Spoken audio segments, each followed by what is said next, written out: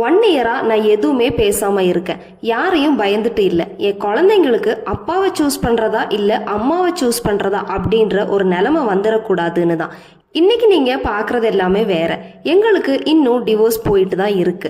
நாங்க இன்னும் பிரியல. நான் இன்னுமே அவரோட மனைவி தான். 18 வருஷமா காதலையும் நம்பிக்கையையும் கொடுத்து கைகோர்த்து நடந்த அவர் என்ன கைவிட்டது மட்டும் இல்லாம அவர் பொறுப்புகளையும் கைவிட்டுட்டாரு. இன்னைக்கு அவர் புதிய ஒரு உறவை உருவாக்கி இவ்வளோ நாள் இருந்த ஒரு உறவை தூக்கி வீசிட்டாரு. பசங்களோட பொறுப்பையும் ஏன் மேல சுமத்திட்டாரு. அவங்களோட கண்ணீரையும் யாருக்கும் தெரியாம நான் தான் தொடச்சிட்டு இருக்கேன். நான் பணத்தாசை பிடிச்சவ அப்படின்னு என்ன சித்தரிக்கப்பட்டாச்சு. அப்படி ஒரு பொண்ணா நான் இருந்திருந்தா இன்னைக்கு இந்த மாதிரி ஒரு நிலைமையில எல்லாத்தையும் இழந்துட்டு நான் நின்னுட்டு இருக்க மாட்டேன். என்னோட காதலை நினைச்சு இப்பயும் நான் வருத்தப்படல.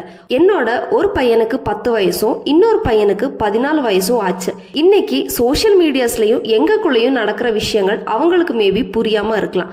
ஆனா பிரிஞ்சிருக்கிற அந்த வழி அவங்களுக்கு புரியும். இன்னைக்கு நான் ஒரு மனைவியாவோ குற்றங்கள் சாட்டப்பட்ட பெண்ணாகவோ பேசல. குழந்தைங்களோட எதிர்காலத்தை யோசிச்சு ஒரு தாயா பேசிட்டு இருக்கேன். இன்னைக்கு நீங்க உங்க உயர்வை மாத்திக்கலாம், பேரை மாத்திக்கலாம், பட் நீங்க தான் அப்பான்றதையோ உண்மைகளையோ மாத்த முடியாது. என்னோட இன்ஸ்டாகிராம் ஐடி இன்னுமே ஆர்த்தி ரவின்னு தான் இருக்கு.